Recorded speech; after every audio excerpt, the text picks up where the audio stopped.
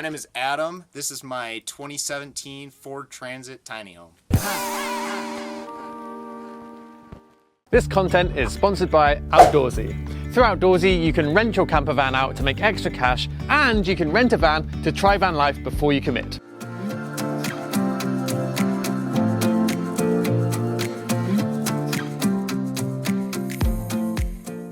So I had been working at a job for about 5 years previously to van life, and toward the end of that I was really excited to get some adventuring in, and I actually had some plans to move overseas for about a year, but last year when COVID hit, my plans got completely canceled. So I had already quit my job, sold my house, and still wanted to do something fun, so I decided to try out van life. So 1 week after selling my house, I bought this van and started my build.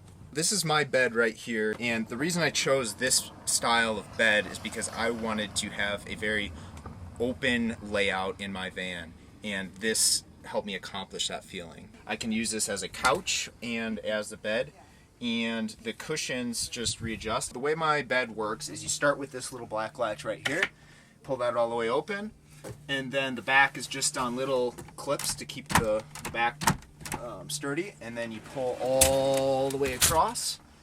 You lean the back down on two piano hinges, and then just readjust the cushions to fit the area. And then I'm ready for my sheets and my blankets. I'm about 5'8", and this bed is approximately the size of a full, probably a little bit shorter lengthwise. So the way I built this wall is a little bit recessed more than the kitchen area to help with the extra length that I need in order to sleep here comfortably. Moving here, I have my bookshelf, which I kind of added after the fact, but I just built it into the side of the cabinets here, and it's really nice and sturdy. Moving back to this cabinet here, I have a lot of my camera gear, my drone, my computer goes in here, and I have these little gas struts here to help hold all my cabinets open. And then I have these child latches that I can switch on or off depending on if I want them to be latched or easily accessible.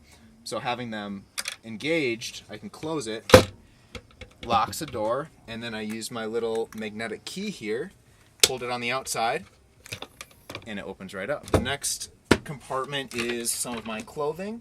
I don't have a latch on this one because it stays closed very well by itself, but also have a gas strut here. And then underneath I have my fishing rods, which has been a really great way to store them. They don't get damaged or anything being stored there, and very easy to get at. So underneath my bed in this area is where my electrical system is, and I also have my guitar amp, extension cord, a few other odds and ends.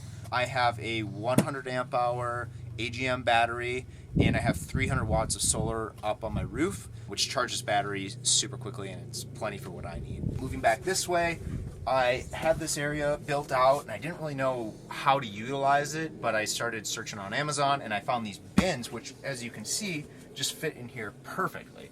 So I have some clothing in here, I have my blender back there, some maps, all kinds of stuff gets stored under here, and I can pull them out from right here obviously, or I can get at them from underneath the bed if I pull it out. So that's how those work. At the foot of my bed, on the inside of my sliding door, I didn't really know what to do with the space. It's just kind of a strange space. It's hard to use, so a friend of mine gave me this idea, and I also have an artist friend who painted the bottom portion here with these trees, and I thought it would be fun to let people sign it when I meet them on the road. So as you can see, I've met so many awesome people since I've been on the road, and it's just a fun way for people to leave a note, leave their Instagram handle, and fun to have the memories. Alright, for my ceiling, I used 1/4-inch cedar planks. They're pretty common at most Home Depots from what I've learned, and they worked well because on the ceiling towards the front, there's a bit of a curve on the Ford Transit, and I was able to bend these panels to fit the curve, so it gives it a really nice feel.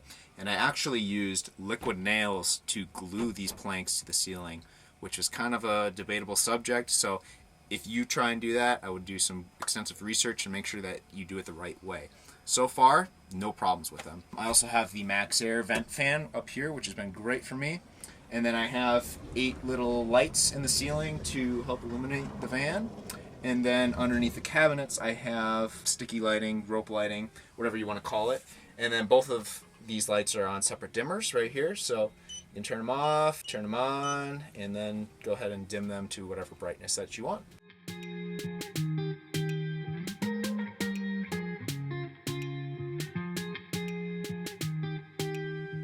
So my countertop is live edge slab of ash wood that I finished, and I used a 2-part epoxy to finish it. So it's a very meticulous process. They want you to mix it for like 2 minutes and 10 seconds, and then you let it sit for like 32 seconds, and then you have 6 minutes to pour it. So it's like a little scary, but it turned out really well. It gives it a nice shine. It's been holding up very well. So I've been very happy with it. Come around this side, I added this after the fact because originally I was just charging my phone off of the outlet up here, which is on the inverter, which draws power. So I just did this little 12-volt charging station so I can save a little bit of power. But I have a cigarette lighter right here, and I have USBs, and then it shows me the voltage of my battery. Another reason that this is really nice in this area is because I can plug my 12-volt heated blanket in right here because I don't have a heater in my van. So it's really nice because it's right next to me, it doesn't get in my way. My drawers here, this is where I keep my utensils, my knives, my can opener, that kind of stuff. Moving down, kind of a miscellaneous drawer, lots of just random stuff in there. And then beneath that is my fridge, which I have on drawer slides so it can pull out and lifts right up. This is not a Dometic fridge, not one of those name brand, really expensive ones. But I've been on the road almost a year now, and I haven't had any issues with it, and it's much cheaper than those, so I've been happy with it. So I know there's kind of a debate between the chest type freezers and fridges versus the regular open door type, and I would say there's maybe pros and cons to each. You know, the regular house door type of freezers are much easier to organize things, I think, and pull things out, where this you kind of dig in a little bit more. These are probably a little bit more efficient because when you open your door, cold air is going to flow down. So this is going to contain a lot more of your cold air versus a door that's opening. So a couple benefits there. And I can store between a week or 2 of food in here.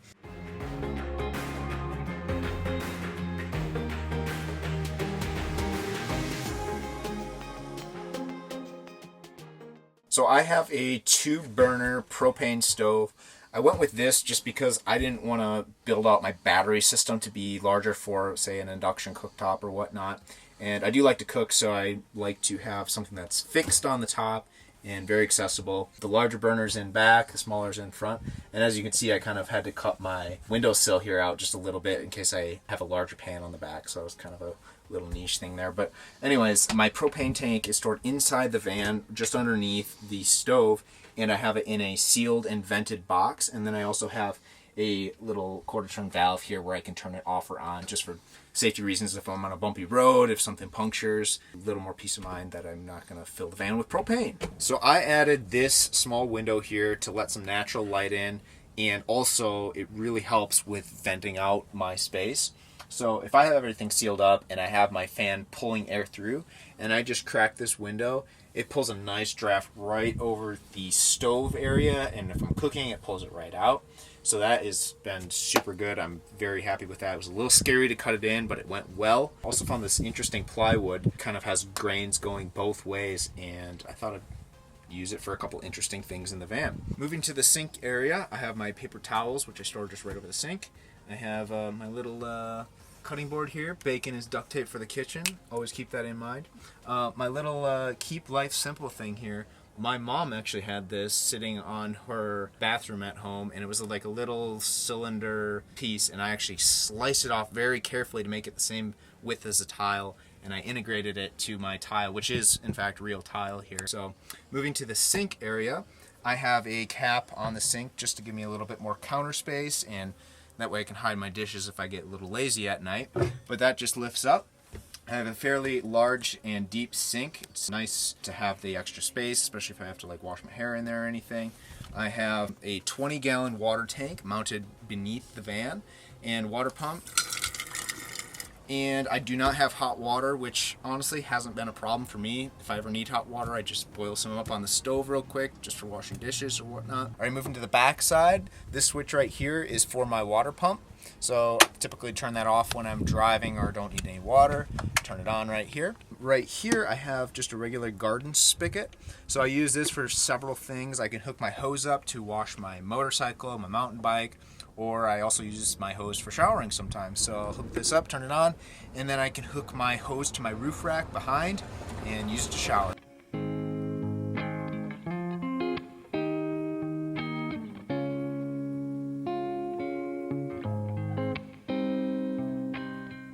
Starting on this side of the cabinet, I installed a couple spice racks because I found that the spices just take a lot of space up in the cabinets that is just kind of useless, so it's a really nice area to put some spices out here. I also have a guitar rack right here so I can keep my guitar out. I don't typically leave this up when I'm driving around just because it moves around a little bit and I just don't want to damage my guitar. So typically actually I hang my backpack here that I use for hiking or whatever, and it's just a very convenient spot to hang it, so it's kind of dual purpose a little bit. I put these hooks here for my longboard. It's a nice little area for it. I have, as you can see, a little bit of a desk area, and I use my barrel to sit here at my desk in my office and get some work done. Though I will mention, I don't often find myself sitting here just due to the fact it's somewhat small and I don't like have a backrest, and then also my cabinets ended up being a little bit big, so like if I eat dinner here or something, I find myself bonking my head into it. So beneath me, I'll mention that my barrel also doubles as my trash can right here, and that stores right in the corner here, and then I secure it with a bungee cord just to the two hooks around the side, and it does not move anywhere. Moving the rest of the way here, I have a little fruit basket that I installed. Just a nice place for bananas, apples, onions, all that kind of stuff. And I have a towel rack right on the side of my cabinet in here, and then a little pen holder that I kind of screwed into the side so it never moves around.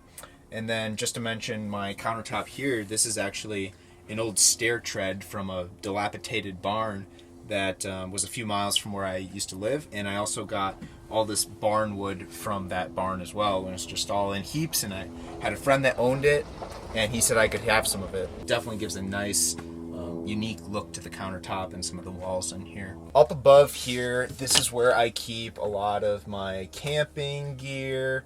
Honestly, that's pretty much it. Just a few odds and ends. Beneath here, I carry a lot of tools with me, which I don't use all that often, but it is nice to have because you never know when something's going to go wrong. Some of these crazy roads that we drive around out here, it's just nice to have the ability to fix my van or help somebody fix their van. So lots of tools crammed in there.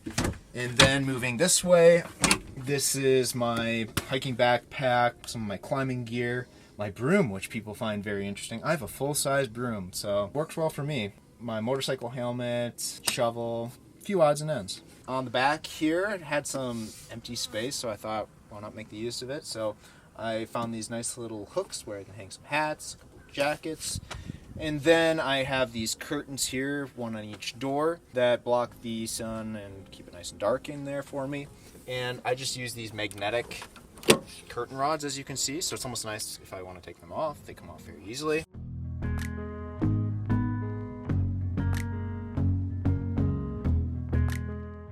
So I had a 2-inch hitch receiver that was already on the van, which was really convenient for me.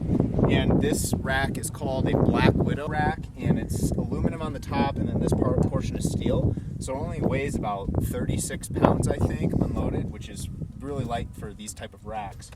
And then the way it works is this ramp just gets bolted with 2 bolts on either side, and then hooks right here, and then I'm ready to ride my bike up. So 2 ways to get it up. I can either muscle it up like that, or I typically throttle it up and use a throttle, which took a little bit getting used to, but it's not too bad. The bike weighs about 350 pounds, so once you do it enough times, it's a piece of cake. So up above, I had this roof rack made and the ladder, so it's nice and easy to get up there.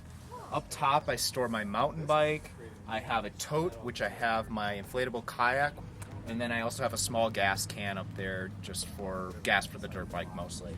Moving forward, I have my solar panel right there, and then on the opposite side I have a smaller solar panel. So the big one is 200 watts and then the smaller one is 100 watts. And then just in front of that I have my light bar, which is a 54-inch light bar, and that thing is so nice at night. It just lights up everything. Another option I have for sleeping and napping sometimes is I have 2 hooks that I can set up my hammock inside of the van. So just simply walk it across, and then this is the second hook right here, and voila, very easy to set up. I have recently actually slept in here for about a month straight. Temperatures were perfect for it and super comfortable.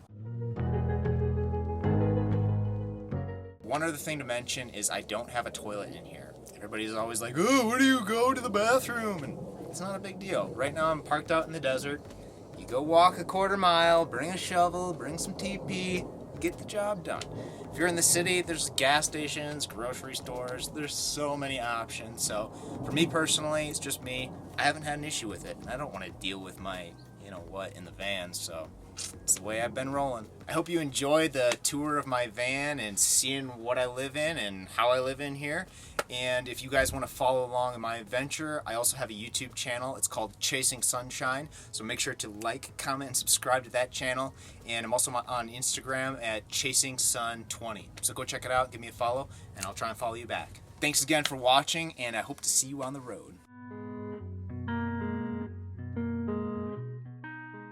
I hope you enjoyed that video. If you hadn't noticed, we do sell an ebook for how to convert a van. It has over 190 pages of detailed instructions and diagrams, also 25 video tutorials which are specifically for the ebook buyer. Creating a van for many people is obviously a really intimidating project, but I really believe, and I've seen it time and time and time again, that with the right information, anyone can turn out with a pretty decent van conversion. So check the link in the description, subscribe to the channel if you are not already, and drop us a comment if you like this video. Thanks for watching, and we'll see you next week.